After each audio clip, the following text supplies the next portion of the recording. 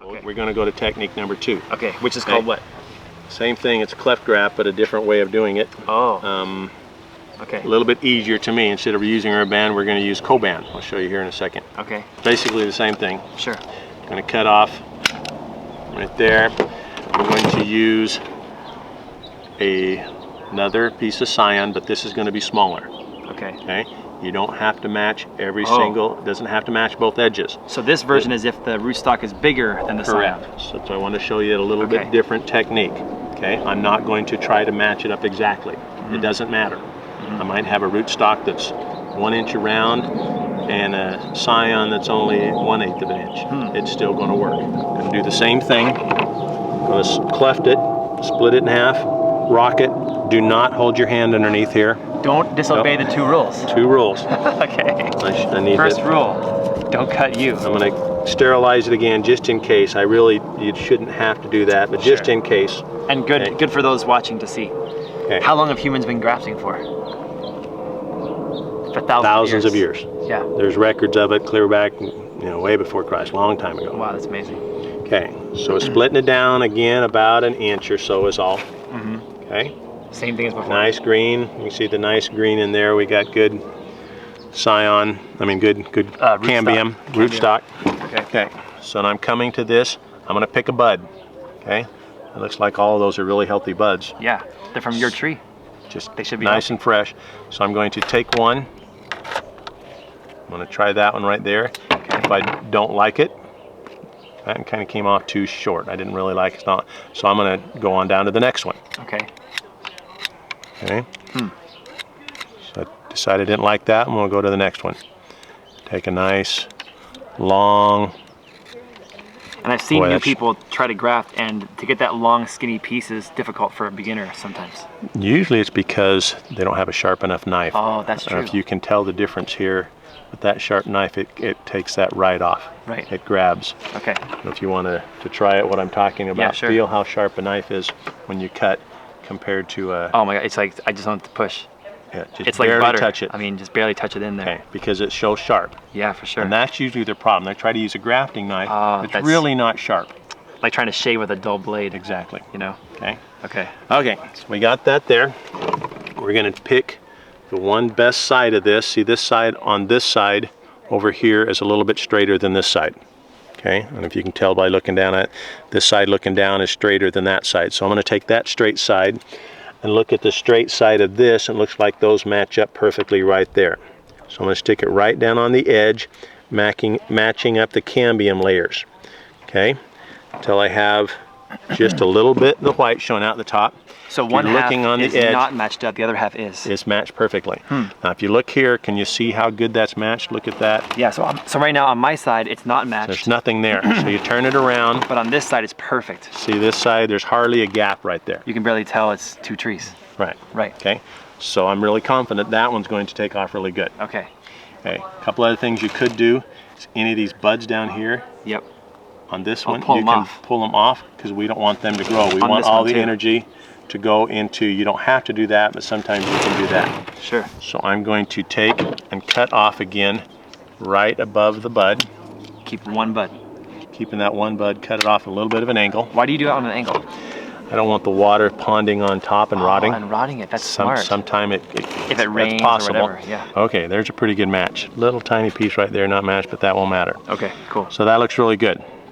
Okay, I'm still going to use my parafilm. That's your secret. Seal. Yeah.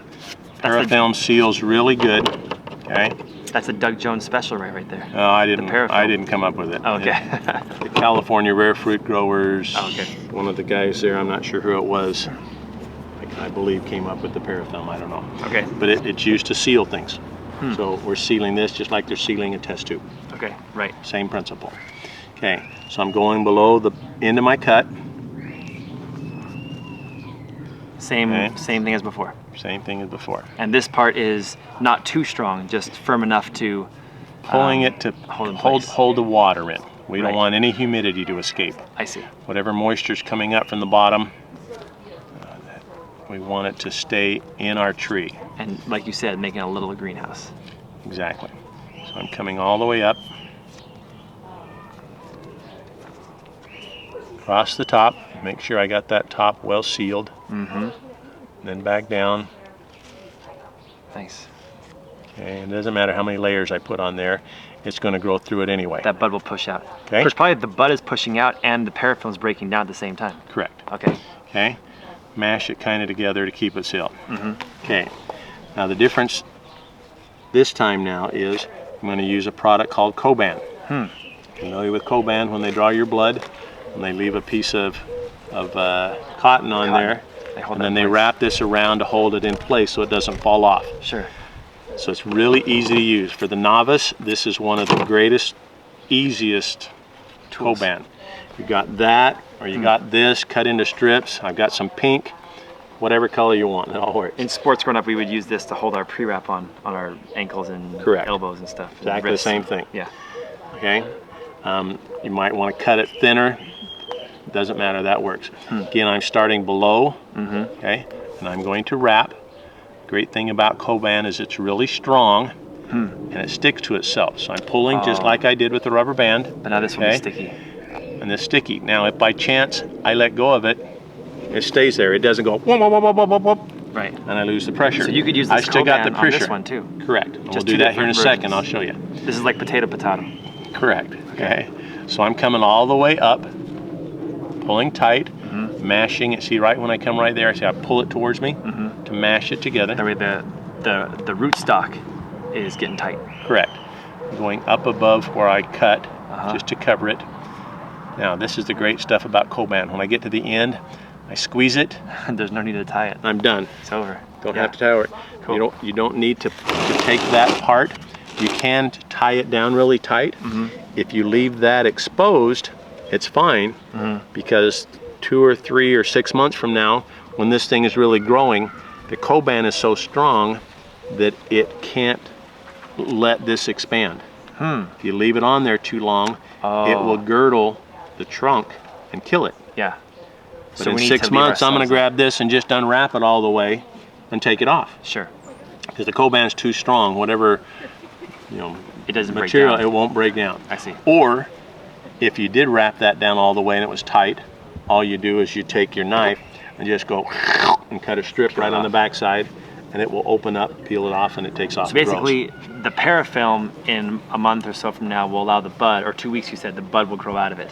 Correct. But the Coban in 4 to 6 months, you want to take it off yourself. You have to take it off.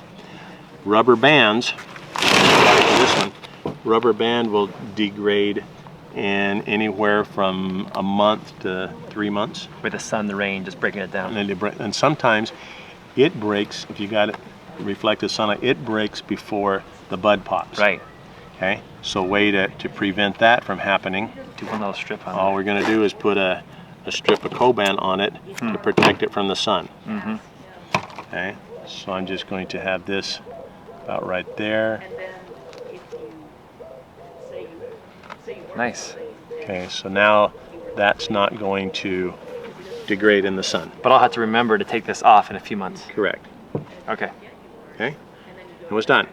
Cool. Water it in good, stick it in complete shade would be best. But filtered warm. sunlight, keep it warm, not too cold. Water it good, but not overwater it. If you overwater, it's going to rot. Okay. Okay. Keep enough moisture in there. If you feel down and it's still wet down there, don't water. And then when do you think I should put it in the ground?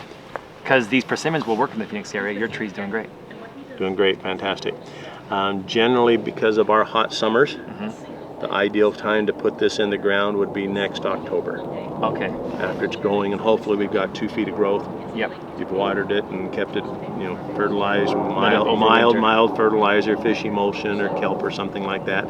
I got enough worm castings in here that should be all the fertilizer it needs, really. Your entire acre is worm castings. It's just about. Got mulch 3 feet deep in a lot of places. Yeah. So that's enough nutrients, so you really don't fertilize. Don't use any chemical fertilizer. A lot of people over fertilize and kill it. Right. Everything's good. It's going to have anywhere from a foot to 3 feet of growth the first year, and ideal time for us to plant any tree is really October, November. And these guys are deciduous. They lose their leaves. They'll lose their leaves about that time. Okay, so as soon as it goes deciduous, stick in the ground, or even before. If you plant even citrus, that's totally evergreen. If you plant it in October, November, you have a much better chance of it growing then than if you plant it in springtime. It's too see. hot. It doesn't have a chance to set a root system before Right. it gets too hot. Here's my big helper. Who's this? This is Daisy. Daisy. My mom's dog's name is Daisy. She helps me keep track of the roof rats. Does she know how to graft? Not quite. She knows how to hug. How old is Daisy? She's about 6 or 7. Now, Need let the me ask you a haircut. question before we end up here about your plant sale. People can go in the description below this video or in the comments or on the screen right now and find out about your plant sale. But how do they purchase and pick up a tree from you? Okay, so this is the AZ, Arizona, RFG, Rare Fruit Grower, treesale.org. Okay. And we have quite a number of trees that are left over, some really great varieties that you normally can't buy anyplace else. What are some of your favorites? Flavor, Ella Flavorosa, any of the plum cots and pluots, blue berries, all those crosses between the plums and apricots, cherries and stuff, those are fantastic.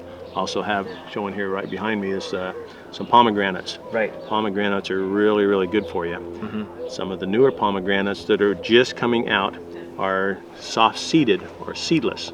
Oh. So it's, when you bite a pomegranate, you have that red kernel, but inside it has that white kernel. These are seedless, so when you bite it, it has just a little tiny soft seed that when you bite on, you can't tell there's a seed there. So we call them seedless. They have a little seed, but that's great. Wonderful. And also got all different colors. We got pinks and whites and of course the normal reds and purples and all these other different colors. So you got a lot of different varieties of pomegranates. And they can order off your website? Order off the website. When you go on there, it lists all the different varieties and descriptions of them and pay for it right there, and or you can show up if you want to. And you can pick them up here from you. Pick them up here. Which We've is got cool them all because right you get to have a brief look at your 800 tree food forest. Yeah, they take a look around. And that's pretty cool. see. And I love the Arizona Rare Fruit Growers tree sale because I've gotten some great guavas and bananas and mangoes from the tree sale at the Rare Fruit Growers. And we teach people how to grow it themselves and all the rare stuff, avocados. Yeah, avocados. Loquats. Can you give me, as we close up, like what are half a dozen of your favorite trees in your yard? For Favorite taste? trees in the yard, Sage Persimmon is probably one of the very top. Okay. Flavorella, plumcot, a peacotum, which is peach, apricot, and plum, all crossed together. Any of the crosses are wonderful. Emerald drop pluot is a green pluot. It looks like a green plum, but you bite into it and it has some taste of apricot. Wow. You taste some of those when you go into Sam's Club. You buy the dinosaur eggs. Yeah. Have you seen that in the Sam's Club? Right. Call it dinosaur egg, but it's a pluot. It's Okay. 3/4 plum and 1/4 apricot. So you can plant these, or you Grow can them graft yourself. onto your own trees and have Correct. multiple varieties on one tree. Correct.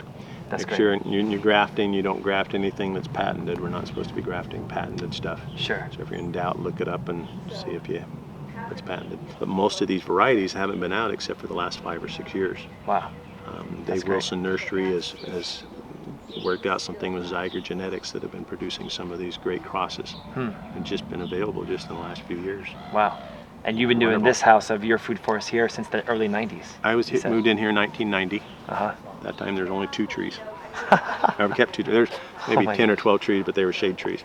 But only 2 of the original fruit trees are still here. All the rest I planted myself in That's the great. last 25 years. How much longer till you get to 1,000 trees? Could be 1,000 now. I don't know. Maybe. There's a lot of trees. Enjoy being able to have all the different varieties. Yeah. Trying all the different stuff. And tasting all the stuff that you can't grow on yourself. Most of this stuff is too